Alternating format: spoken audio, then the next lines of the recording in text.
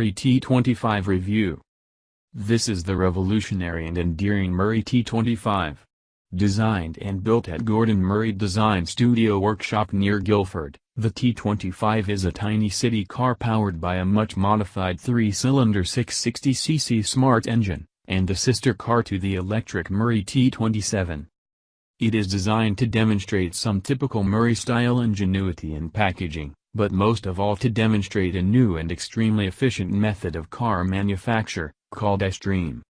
The T25's 1+2 seat layout makes a comfortable city vehicle for three, even though it has a road footprint no more than a quarter that of a big saloon. Ditch the passengers in the T25 seats fold individually forward into a dead flat position to provide the carrying space of a small estate. Murray wants the T25 to be the next big thing.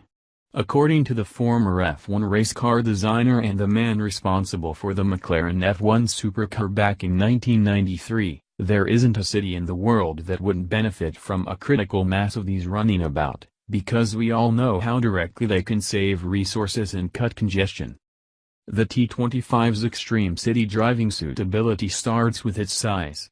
Because it's quirkily short and narrow-tracked, the T's turning circle undercuts that of a London taxi by a good third. It's hard to believe that it has been proven to have proper B-segment levels of crash safety. Inside the cabin, you sit about 100 mm higher than the driver of a big saloon, with all the visibility and feeling of security this brings. And it's symmetrical, so you have panoramic vision on both sides. The sit-up driving position allows two passengers of normal proportions to sit closely but comfortably behind you, one on either side. To get in, you press the button on the remote locking key fob. The clamshell-shaped front half of the car's glasshouse swings majestically forward on gas struts, a compelling piece of street theater. When fully forward, a low-sided tub is revealed, dominated by the driver's central seat. Simply step in and sit down. When seated, you find your legs reach downwards to the pedals, and the steering wheel is 2/3 of a stretch away, framing an instrument pack that, but for its simplicity, recalls the cockpit architecture of a jet fighter.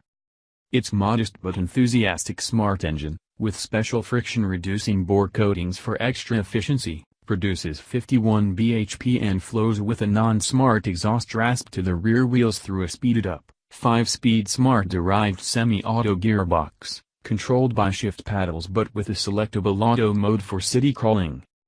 Turn the ignition key one click to the right, plant your clog on the central brake pedal, then thumb the starter button and the engine thrums into life. Press the button on the dash showing a forward arrow and you'll select first, or the A button if you prefer self-shifting mode. Release the handbrake via a short lever by your right thigh. Toe the accelerator gently and you're away.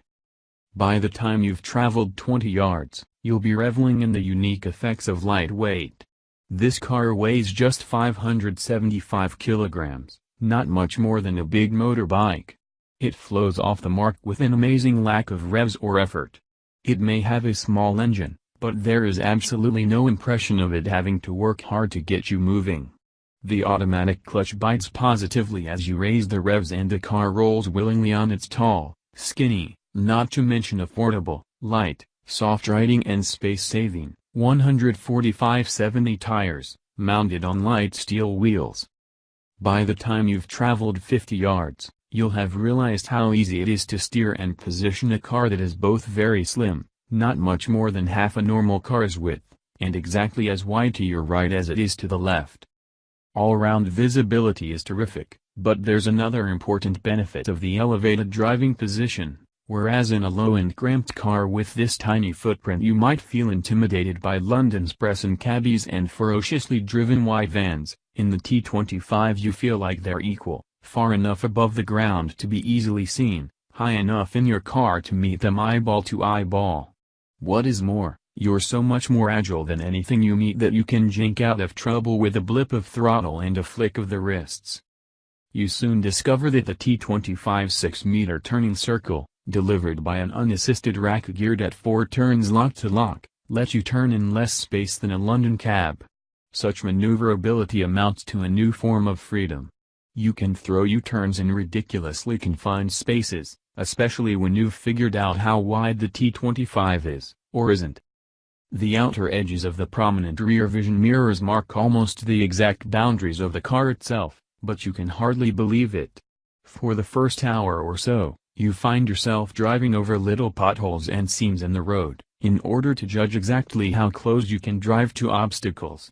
Even when you've got it, you can hardly believe it. Hold the T25 flat and you'll eventually get close to 90 miles per hour. Although a better cruising speed is 60 to 65 miles per hour, the lightness means that the car can accelerate to 60 miles per hour in a modest 16.2 seconds, despite having only 51 bhp to do the job. The T25 chassis has admirable grip and roll stiffness. Even chucked into 30 miles per hour roundabouts at 45 miles per hour, it grips brilliantly. There might be a whiff of stabilizing understeer, but by the time you notice it, cornering forces are trying to lever you out of your elevated chair. At the moment, of course, you can't buy a Murray T25. If the T25 makes production, though, it'll certainly be a compelling proposition to combat the hustle and bustle of typical city driving conditions.